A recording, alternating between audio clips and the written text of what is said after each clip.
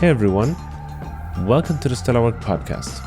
I'm Ben, and today's guest is someone who challenges conventional thinking about what it means to build thriving collaborative organizations. Joining me is Gitte Klitgaard, an Agile coach, speaker, and fierce advocate for psychological safety and bringing authentic humanity into the workplace. Gitte's journey took her from software testing to the heart of organizational change, where she helps teams move beyond buzzwords like Scrum or Kanban, focusing instead on real conversations, emotional honesty, and deep collaborations. We unpack why true professionalism is about much more than just suits and spreadsheets, how managers can foster belonging and trust even at scale, why diversity is pointless until it's empowered, and what leaders get wrong and right when balancing between results with healthy teams. If you ever wrestled with the human side of tech, struggled to measure what matters, or wondered how real change sticks in large and complex organizations, this is an episode you won't want to miss. So grab your headphones, favorite drink, and let's dive in with Gitte Klitgaard. Hello, Gitte. Welcome to the Stellar Work Podcast. Thank you, and thank you for having me. So my name is Gitte. I'm Gitte Klitgaard. I am sort of an Agile coach, but I'm not limited by that. I work with whatever it takes to get organizations to work well when it comes to collaboration and communication and getting things done. Have you done that always, or what brought you into this profession? Well, so originally I am a tester. I was testing software, and that's when I started working with Agile. And then at some point I had the choice between being a tester in a waterfall project where the developers were in a different country, and going out as a consultant for IBM, who I was working with as an Agile coach. So I didn't know if I could do that, but I'm like, the alternative is horrible. And since I liked Agile, I decided to do that, and quickly found out that even though I went from healthcare to banking, what I really see is the pattern in human behavior, how they talk to each other or not talk to each other. So my first job as Agile coach was introducing Scrum. And then I also introduced Kanban, got in trouble for that until they realized that it was a good idea for some people. And during that, I realized that Scrum and Kanban or, SAFe or whatever, they're just tools. What's really important is people. It's how people behave, it's how they act, it's how they feel. So the further I've gone, the more my work has been about,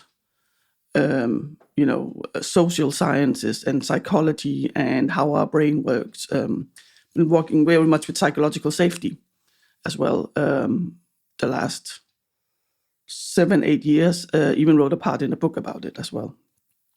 What I find quite hard is when you have larger organizations to really see the human behind the number in the spreadsheet, because it's just too many numbers in that spreadsheet.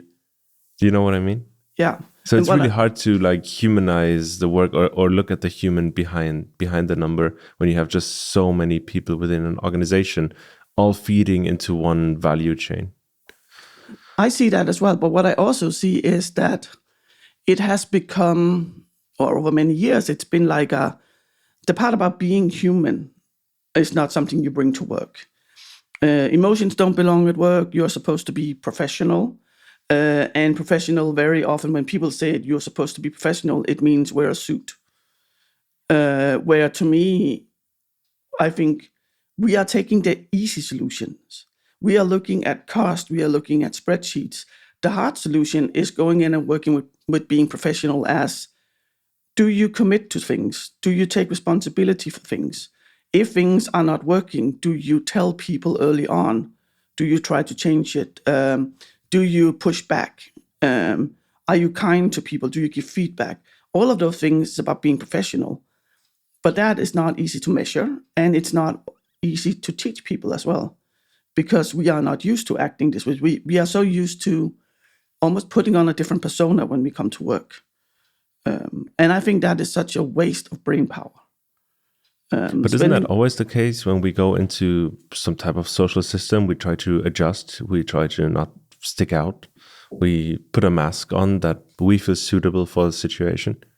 I think we do very often. And I think I know some people say, oh, you should be all that you are at work.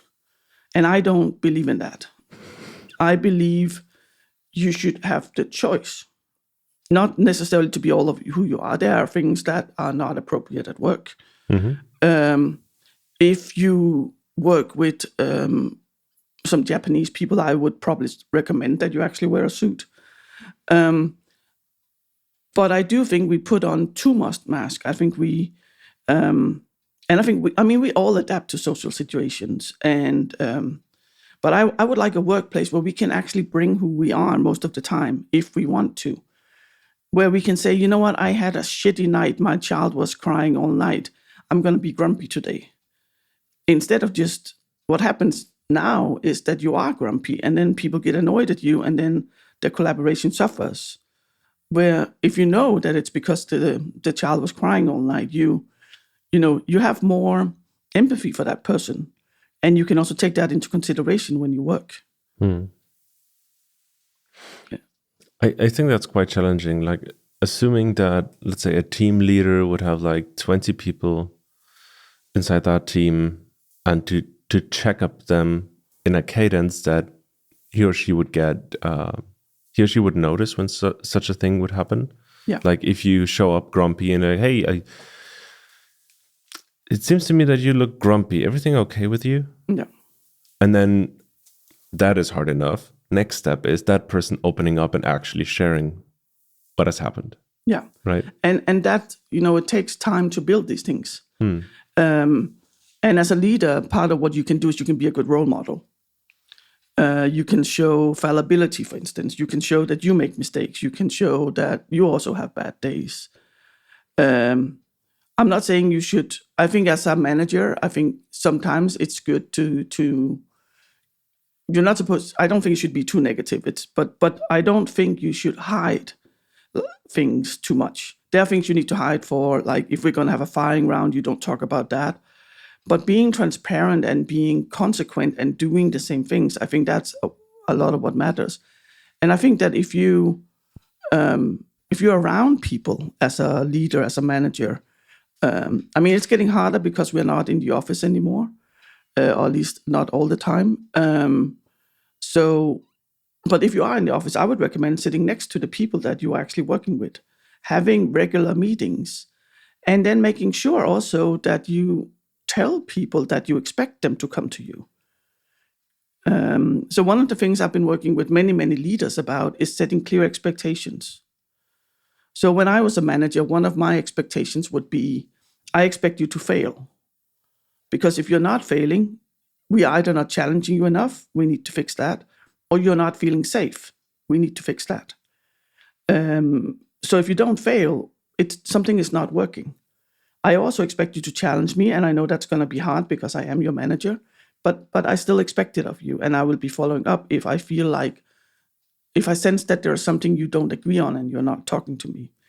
So I think that by being very explicit and by being that role model and actually following through and following up on people, I think we can move far. I actually think that managers is a big part of what creates a good organization. And it's kind of funny because last year I did a bunch of talks about how we need more managers, and a lot of people were like, "Oh, this is so controversial" and stuff like that. Yeah, I could be one of those. Yeah, and I get it. And I think that's because we have a lot of bad managers. We have a lot of bad managers because a lot of managers don't get training. Yeah, they are good at one thing. And most of the, like in most companies, I have this case with one of my clients right now at the moment. They have like a structure where if you do a great job, you become a manager. And that is the natural way of things. There is no technical, there is no product-centered career path. Like if you're good at engineering, you stop engineering and do something else. You do administrative work. You become a manager, basically, right? And you stop working on those technical things. Yeah. And and it's like, yeah, you are super good at programming. Let's make you work with people. Yeah, you're super good at programming. Let's make you not program anymore. Exactly. And or even worse, almost have people continue to program a bit in the team.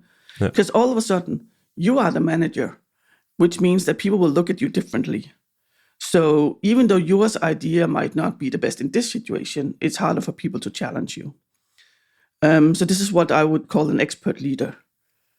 I forgot which book it's from. There's like, you have like the expert leader. The problem with the expert leader is that they want to know what everyone is doing in detail because they are the best at what they do. But they don't remain the best at what they do. And they are not able to be on top of all of these things. The other one is like the hero who's like my team. I pushed my team to do all these things. And what is common for these people is that if they go away, the team doesn't know what to do. So the good leader is more like someone who encourages people. Of course, you need to know about tech. I don't think you can be a tech leader without knowing about tech. But I also am very much against managers developing programming in a team. You need to know what it means to program, and you need to have some kind of feeling for how tech works. But your biggest job is to create a good environment where people can use all of their creativity, where they can focus on doing what they're good at. Also challenging them, of course, and you have to be able to give feedback. The hardest part about being a manager is the evil things. You have to be able to give negative feedback. You have to be able to fire people. That is just one of the things you have to do when you're a manager. And also have to sort of deal with the consequences, because you're not going to be liked for what you're going to be doing. Yeah. But if you can be that kind of catalyst, then you will actually have much, much better results, because people will be more free to be innovative. They will be more engaged.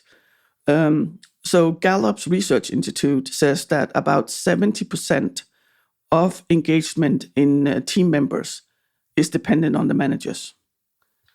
And right now, with the current numbers, 13% of the working population in Europe are engaged, which means that the rest are either actively disengaging or just like, okay, I go to work, I get my money. But if you can get people engaged, their revenue goes up, innovation goes up, the amount of support called goes down because our product is getting better. And that is a job of the manager, in my opinion. But if you just take someone who's good at programming and you put them in, how are they supposed to know? They don't know how to have a difficult conversation. They might not know how to communicate well. I mean, of course, these are things that you might know, but I saw some research from Australia, but still, that the average time from becoming a manager to getting your first training is 9 years. Oh my God. And being a manager is not just, telling people what to do.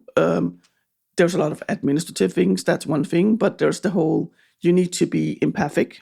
You need to care about people. You need to also be strong and be able to set a direction and saying, hey, these are the limits in which you can work. Yeah. And you need to be able to do that. You need to be strong as well. So like taking the best parts of old-fashioned management, so to say, and very people-oriented management, which sounds good, but can sometimes just be too nice. And you need these things. And then you need to maneuver the organization, and you need to understand that everything is a system. Yeah. You cannot just fix one thing.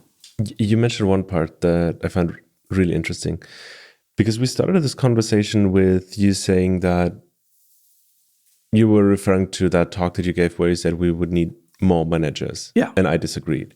And the reason I disagreed is something that you just pointed out is that managing or becoming a manager most of the time means you're dispatching work. Yeah. And I think AIs are really bad at a lot of things. But at dispatching work, That's pretty good. That's a pretty AI job in my point of view. Yeah, and I think dispatching work, I think that's also what I see. And I see a lot of middle management being squeezed because they're squeezed from above and they're squeezed from below. Yep. And the thing is, if you are a really, really good manager, in my opinion, you're a really, really good catalyst, you become a little bit invisible to the outside. The team might not even know that you have been helping with the structure of that department, which helps them work better. From above, what you can see is that the team is working really, really well, but not that they're working really well because you have weekly conversations with them, because you encourage them to speak up. So being a catalyst is a little bit invisible and thus does not get promoted. And very often we tend to promote people that are like us. So it's hard for it to get traction in organizations. Yeah, I had this one case where I hired someone who was very much like me. I got this feedback from the outside and I was like, yeah, okay, you're right. I hired this person because he was very much like me. And then just after a while, like it took me 1.5 years and talking to a lot of customers to really realize that A, he's not me. B, he's also bad at stuff that I just didn't see because I was projecting that things that I'm good at, he's good at them too. Yeah. But that's not true. No.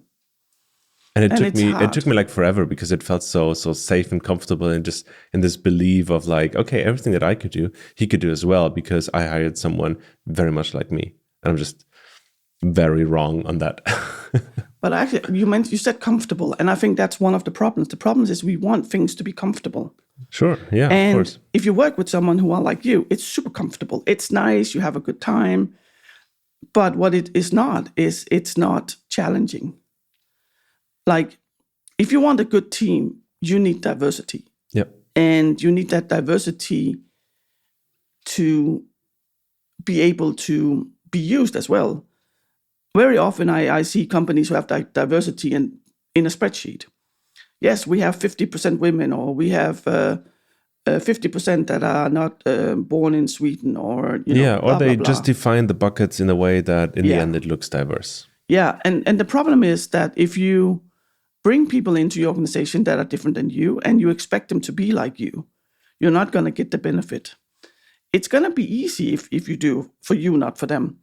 But the good ideas come when you are not agreeing, when you have discussions about the work that you're doing, when you are able to listen to somebody else's idea and go, oh, I did not see that angle. You have to bring all these things in. And it's quite interesting how little it can take sometimes. I was working with a team in Göteborg in Sweden, and everyone who was working there was from one university. And then we hired someone from a different university. And even that, even though none of them had been to university for 8 years, that change made a difference because of the culture in the two different Swedish universities. But if we just want to be comfortable, we are not going to get that edge. We're not going to be innovative. We're not going to have a team that comes up with new ideas, but also that really functions well. Because if everything is just easy, it becomes, you don't put in the same effort.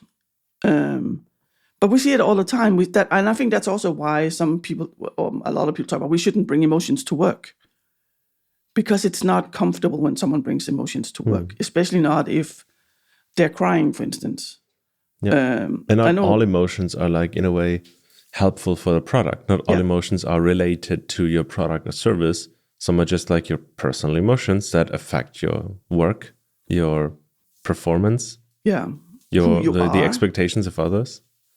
And I mean, sometimes when we bring in people, there are like a lot of direct things where, for instance, I know stories about one of my friends started working on an app that was tracking periods of women. And everyone who works on it were men. So they put 28 days period. like everything was 28 days. And she comes in and she's like, yes, sort of 28 days, but it could be 24. It could be, so having someone who comes in who knows about the area is one thing, but even having someone in who questions things and goes, is this really true? We are assuming this. Who are the people that we are selling this to? And if we can get that, we can also start getting more engagement. We can start getting people who care more, who hold each other accountable. But do you think this would work in every industry? Because I feel like we talk a lot about like software development or product development, a lot about creative work. And I wonder, like, if you work in a call center, right? If you work at a bakery, like, I mean, most of the jobs out there are more like that. And do you think that would work in such an environment as well? Would that benefit from it? I think it would. I mean, if you look at a call center from the outside, it looks like, we have a bunch of people sitting at a phone or a computer and that's it. But if you can build a relation, if you build a relation to each other, they also feel more relation to the company, which means that they care more and there's a higher likelihood that they will stay. There'll be better retention. So even that makes a difference. And it doesn't have to be that, they work together all the time or have discussions, but like sitting together once in a while and saying, okay, what's working really well? What makes us frustrated? What can we do? And if you look at some of these other industries, what you see is that they are doing some of the same things. Like if you look at entrepreneurship, like building things, they are very often, they have like, they meet somewhere and talk every day. How are we doing? What's the next step? Is there something missing? And because it's necessary, because everything moves super fast if you start a company, right? Yeah. And if you work at a huge corporation, within a call center with a couple of hundred other people on the phone, if the system is designed in a way that performance is measured in calls per hour, maybe, then it's quite hard. And I think that's the problem. The problem is the way we measure things as well. Like even in companies where we say we expect you to work in a team and be we want you to be a team player, but by the way, we're going to evaluate you individually. Like you can have a team. Let's say you have a team with 5 developers. And with developers, I mean anything from programmers, UX, tester, whatever. But you have 5 developers. 4 of them are amazing at what they do. The 5th one is okay, but what they're very good at is connections to the outside, talking to stakeholders, making sure that they have a good overview so management can see what's going on without having to talk to all of them. That is as big a part of creating a good product as it is to type.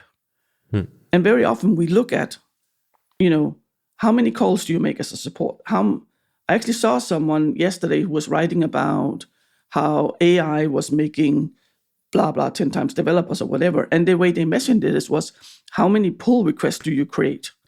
So how much code? And I'm like, I mean, if that's what I get measured on, I can just make tiny, tiny things and make 1,000 pull requests a day. That's not going to make my work better. But again, it's so much harder to evaluate people this way. If you evaluate people on how's your coding doing, how many pull requests, do you make unit tests, all of these things, you can have a system do that, most of it. If you have to evaluate people on how are you collaborating, how are you actually pulling in stakeholders, what are you actively doing to improve all the time, that means you have to do a qualitative evaluation, which is hard and takes time and makes an effort. So it becomes something that we skip, even though so much research actually shows that this is the way. If we want to be more, every company talks about being more efficient and saving costs. And maybe if we looked a bit more into what should we invest in so that we get great products instead of how can we save money. And I think here's a catch, because when we look at, people are always looking at those bright, big tech companies that have huge revenue growth, most of the time led by an asshole at the top who's behaving like a childish god with a lens, just burning down whatever he or she wants to. And they're making this shit ton of money. Yeah. And whether it's a Elon Musk or it's a Steve Jobs, they're not really good with people. No. They're not really good at creating a culture that we've been talking about for the past 20 minutes. And yet still, A, they're super successful measured in dollars. Yeah. And B, everyone is, not everyone, but many leaders in companies are looking up to them and try to see them as a role model, put them on a pedestal, try to be more like them in order to sort of gain a little speed in their tailwind. Yeah, and I think it's interesting. It's also one of the things that I see is, first of all, there's this whole busyness. We have to be busy all the time. But another element is everything has to grow. We have to make more money, more money, more money. And I mean, if you look at some of these people, like you look at Elon Musk, when he went into Twitter, it made a lot more money than it does now. I mean, X is, I haven't been there for a while, but I know that a lot of people, a lot of companies do not want to be on there anymore.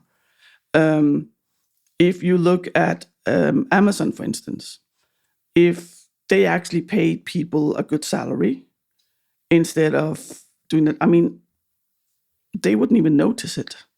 I mean, whether you make $1 trillion or $2 trillion, that doesn't really matter. What you could do is you can take that money and you could create better products or do something for good. I was just reading about this yesterday. So there's this young talent in skiing, and he was struggling to get funding, so he wasn't able to continue his career. And this rich guy somehow figures out his phone number, sends him a text and says, I will sponsor you with 250,000 Swedish kroner this year, next year, which is like $25,000 a year. And I mean, that guy's probably not going to miss those money. Otherwise, he wouldn't do it, I guess. But why do we always have to get more and more and more and more and more? Why does our company need to have so much money that we don't know what to do with it?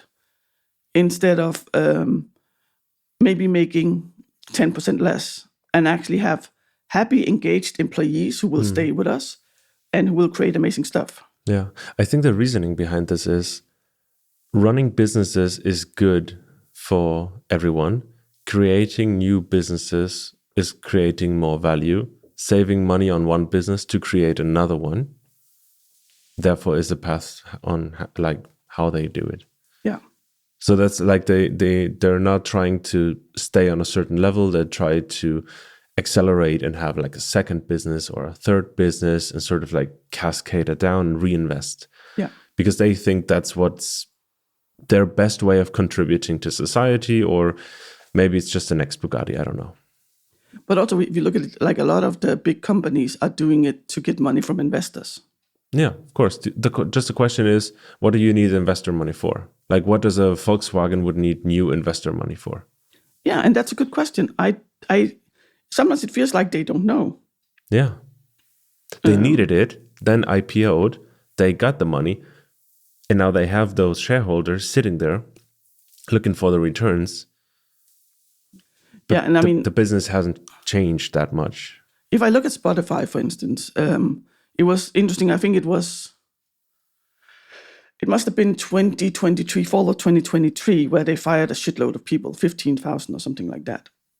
And the stock went up because you reduced the cost. Then when the results came out the next quarter, the revenue was lower. They did not grow in a number of users. And the CEO, Daniel Ek, said that, he said something like, it's a surprise that some of the things in our product is not working. I didn't expect that to happen when we fired the 15,000 people. So there are more bugs and stuff. And first of all, my first thought was like, okay, you fire 15,000 people like almost on the spot, and you don't expect it to have effect on your product. That's just plain stupid. But the other part of it was that the stock went up again because you're reminding people that you saved money. Mm-hmm. And all of a sudden it becomes reminding people about you saved money instead of, that's what they hear. They don't hear my product has become bad. They hear you saved money. It's always the question as well, like who is giving you the money from the stock market? Yeah. Do you have like long-term investors? Do you have like pension funds? Or do you have like retail traders who YOLO their 20x on, I don't know, orange juice futures if they want to? Yeah. Like it's really the question of who is lending you that money. And I think he appeals to the rather short-term tech investor. So they don't really care if the product holds up another 5 years. They just care about like the next year, maybe. Yeah, and getting their money for the next quarter. Yeah. But that also means that we are missing out on a lot of things that will take time. Like, for instance, investing in our managers and our people and training them. Why should we train them if they might not be here in 6 months? They're not looking at, oh, people might not be here in 6 months because I'm not training them or because I don't have a good manager for them. What would you suggest? Like, what would your advice be to a manager trying to balance that shareholder expectations on one end, the cost-saving expectations on the other, and then also they're expected to invest and make the product or a service better? Like they have to sort of bring it all together. And to me, it always feels like that is a super challenging task because you have to let someone down in the end eventually. Yeah, and I think that part of it is that we don't want to let anyone down. So we don't necessarily talk about the consequences. I mean, the way it sounded in the interview with Daniel Ek, he was surprised that his product was hurting from firing people. But was he? I felt I don't like know. Once he said they're laying off people, I was expecting it, and I thought that he didn't want to tell everyone that this is going to have an impact because then he would, without any reason, lower the value of the stock price. But I feel like sometimes it feels like some leadership is so distant from the actual work that they don't understand. It's like they say, okay, we will remove half the people, but we expect you to produce the same things. And not realizing that even if you can produce the same things, it won't have the same quality. I think that they also underestimate the psychological effect on people from, okay, am I here next month? Especially at the moment where, I mean, in Germany and in Sweden, we still have a crisis. Mm-hmm. So you don't know. It's hard to get a job now. And I mean, even in Sweden, where it's hard to fire people, you still, like if you close a department, you close a department. So you would still be without a job. So, and if you're nervous about that part of the brain, first of all, it will, focus on that. And second of all, it will activate some of like your reptile brain who goes like, fuck, I'm in danger. What do I do? Mm-hmm. And somehow it feels like people are not seeing it. And while logically, I think they might understand it. When I was working in my first job, when we were introducing Scrum, and the team actually told so I was working with a team that was working with people who were selling and buying currency. And they always had a lot of good ideas. And then when the team started properly doing Scrum, so to say, they would tell the stakeholders that, okay, we would love to spend that one day analyzing with you. So which are the things you want us to not produce in the sprint? Because we will take time away. And that was the first time that they realized that. even though you think, okay, you must know that when you take a full day of 7 people, that is time where they can't do anything else. But they didn't realize it until it became so concrete, and they were told that, okay, these are the things we are not going to do. And that is, again, something that I don't get with humans. If you talk to them individually, I would assume that they would go like, oh yeah, of course, I know. Of course, I know. Then you put a bunch of them into a room and suddenly nobody knows anymore. It's like, to me, I always try to avoid what you're really good at.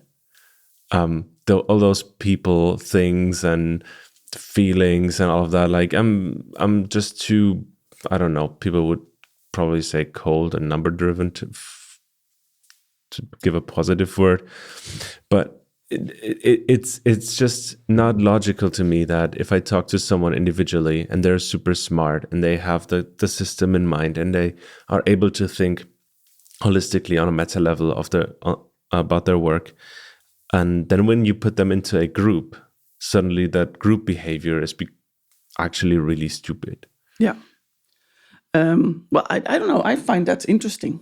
I don't have a solution for this. Like, I'm like, okay, we don't do group work anymore. Yeah. So what I will even address these things. And I had this one team recently where I keep meaning to write a blog post about it. There are things underneath the surface. There were 2 people having a conflict, but not really speaking about it. And then at some point in a meeting, one of them said something, and the other person was not hearing it, either not literally hearing it or too busy with his own things. So the first one started yelling, and the second one then, closed his computer, left the team meeting, and just went. And all of these people in the team had emotions and had fears and stuff that they never talked about. So the good thing is I had worked with them for a while, so they all trusted me. So they came to me. And I ended up creating a workshop for them where slowly, starting out by things like, let's get to know each other better. Let's ask questions like, what's a thing you are bad at, but that you still like to do? Things that seemingly have no significance. So slowly starting with that, then talking about communication, talking about emotions and feelings. And I had a one-on-one with each one before, and I said, I would encourage you to talk about this in the meeting. And for some of them, I was the first non-manager they ever talked with about these things, because they felt like they had to tell their manager.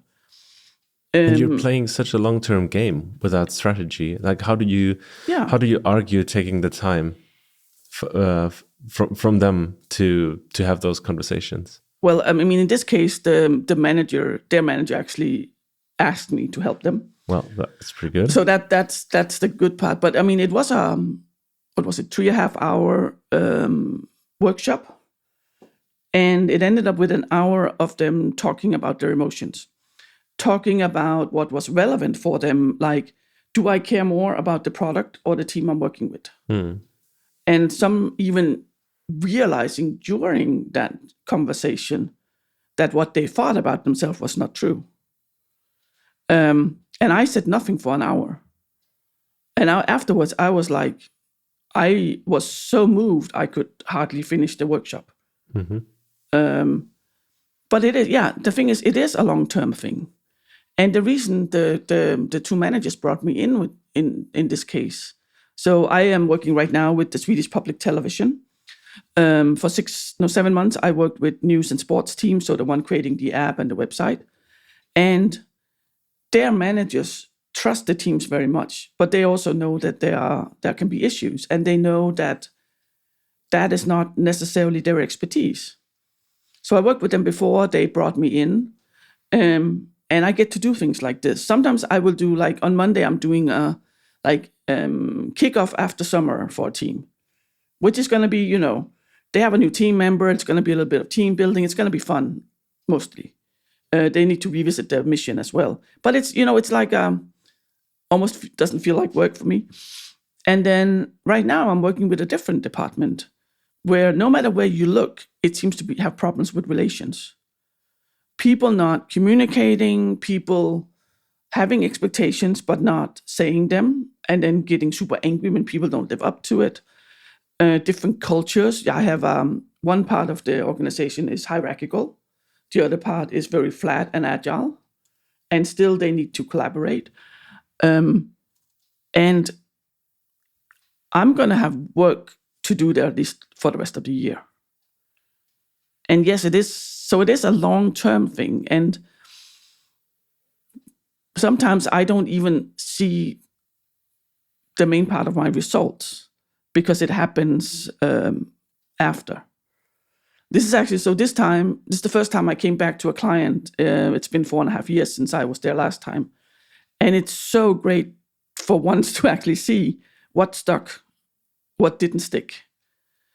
And it's so interesting to see what actually helped people. So one thing that helped people a lot was I taught them how to do proper action points. Have a deadline or follow-up date. Have someone responsible. Or if it's something that needs to be done by more people, have an anchor person. Someone who says, hey, remember we agreed to do this, for instance. And then how do we know we've succeeded? Fairly simple somehow. But they didn't know how to do this. And that's the amazing thing is sometimes you can just bring in things like this. And after 4.5 years, someone came up to me and he said, you know what? This made such a difference for our work. So often I don't see the result, but I find it fascinating. I find humans fascinating. I think that I really care about humans. And I find that the things that help them are sometimes even just listening to people. Sitting for an hour and listening to someone talk can sometimes be helpful. So I feel like most of my work is getting people to talk and being honest and stop being nice, being kind instead. Sweden is very much about harmony, which to some extent is nice, but harmony is nice if it is there. Yeah. I like when there's harmony. I like when there's safety. I like when, I have people I can get into a heated discussion with, so people around us will think like we hate each other. But we're talking about something professional, for instance, or AI. I want an environment where you have the harmony to be able to do that and then still like each other and work with each other. That kind of harmony is good. But if there is something wrong, what happens is that it stays there. And the only way it comes out is by either exploding or being passive aggressive.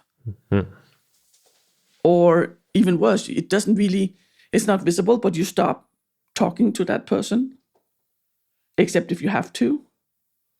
I have one of the things I'm working with right now is 2 people who have that. They only have minimal contact. And from what they're doing, there's nothing to put your finger on. Like they're not doing anything wrong.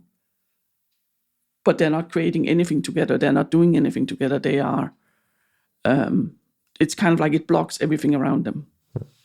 I'm looking a little bit at the clock because I feel that we're running out of time, but we're in such an interesting conversation that I would want to keep this going. If people want to reach out to you, if people want to continue the conversation, what is the best tool to reach you? So my webpage is Native Wired.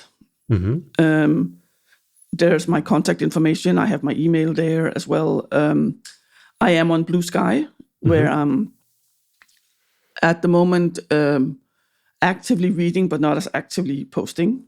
I am also on LinkedIn because I have to. I miss the good old Twitter days where you could kind of have technical people and process people and artists that you followed and everything. But it's everyone not like that. Go on Blue Sky. It could become the Twitter of 2015. Yeah, it feels a little bit like that. And most people are nice to each other. A lot of the people who were there from the beginning have okay, I don't have time for this block. And some people say, hey, you go into echo chamber. Okay, Yes, but I have limited time, and I don't want to spend my time on people telling me to die because I say that women can also like dinosaurs. I mean, that is actually, I got told that. I should die because I'm forcing girls to not be girls. And I'm like, I'm sorry, block. I don't have time for this shit. Yeah. So Blue Sky, I'm native wired everywhere. And I am even native wired on Mastodon, but I never go there, so don't go there. Yeah, okay. But email, whatever. If you give me all the links, I will put them into the show notes. And maybe now it's a good time to open them up and just click and connect, I guess. Yeah. I will also send you the link to Gallup's report of the global workforce that I referred to. That would be great. So that people can go in and read more about it. It's very accessible and it's free. You can go in and download it. Awesome. Hey, Gitte, thank you so much. Even if we have to sort of like pull the switch now after 44 minutes, because I fear that this episode is going to be huge. Thank you so much for jumping on the episode with me. It was super cool talking to you.